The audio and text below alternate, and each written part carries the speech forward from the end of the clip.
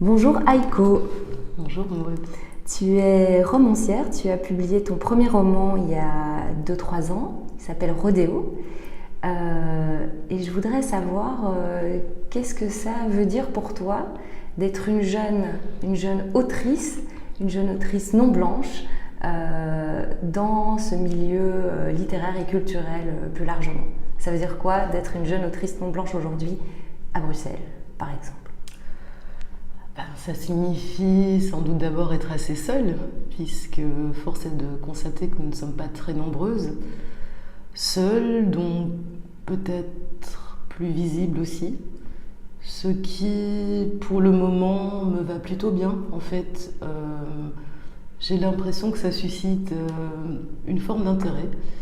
D'autant plus, je pense que le livre que j'ai écrit n'est pas du tout là où on m'attend en tant que non-blanche, puisque c'est un livre très ancré sur voilà, une réalité qui peut être belge, très provinciale, etc. Donc je pense qu'il y a ce décalage qui suscite une forme d'intérêt.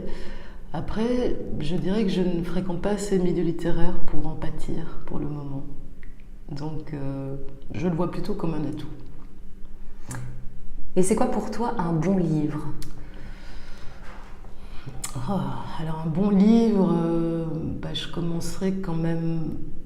Il y a un style, même ténu, mais il y a une voix qui est proposée, qui est exposée. Il y a une substance dans cette voix. La rythmique, pas forcément dans la rythmique qui ferait avancer une intrigue, mais vraiment dans la construction des phrases, ce qui nous amène peut-être au souffle aussi, enfin, que je sente la nécessité peut-être de l'auteur à écrire ce livre-là. Et puis, je dirais, sans que ce soit un ouvrage didactique, moi j'aime qu'on m'apprenne à mon insu. Et je crois que j'aime refermer un livre en me disant je le garde. Il y a quelque chose en moi à bouger, même légèrement, mais il y a une petite transformation quand même. Je suis enrichie, quoi. Ouais. Et c'est quoi pour toi un bon éditeur ou une bonne éditrice? Beaucoup de choses. C'est quelqu'un qui épaule, qui soutient, qui fait son boulot, donc sans complaisance, qui promeut, qui croit en toi, qui prend des risques, ouais, de l'audace. Comme disait, je sais plus quel pape Borgia, de l'audace, et encore de l'audace. Ouais. Et puis qui te lâche pas au milieu du gué, quoi. Il est là, il y croit. Ouais. Tu as reçu il y a 2 ans le prix de la première œuvre décernée par la Fédération Wallonie-Bruxelles. Qu'est-ce que ça a signifié ce prix? Est-ce que ça a eu un impact pour toi? Est-ce que ça a eu un impact sur ton parcours? Est-ce que ça t'a permis de rencontrer des gens? Est-ce que ça a changé des choses ou pas? Qu'est-ce qui s'est passé avec ce prix-là? Tout d'abord, il y a une espèce de joie très, très intime, silencieuse comme ça, qui t'accompagne, qui m'accompagne parfois dans des moments un peu difficile ou sans inspiration, où je me dis il y a ça. Il y avait, je pense, une sensation à nouveau très, très intime, mais de empowerment.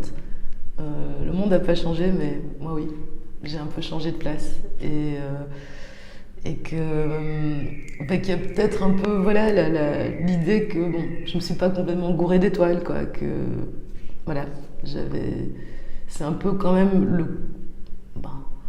oui, une forme de couronnement d'un labeur assez ingrat, solitaire, parfois pendant des années. Donc je sais pas, je crois qu'il y a ce truc judéo-chrétien de effort-récompense. C'est bien, ça marche toujours. Et puis, en termes professionnels, je dirais que oui, ça a mis un coup de projecteur sur le roman, indéniablement. Ça m'a permis d'être invitée à des événements littéraires, encore maintenant, je suis toujours surprise que voilà, on trouve ton nom. On retrouve ton nom pour te proposer des choses, ce qui ne se serait pas produit probablement si je n'avais pas eu ce prix.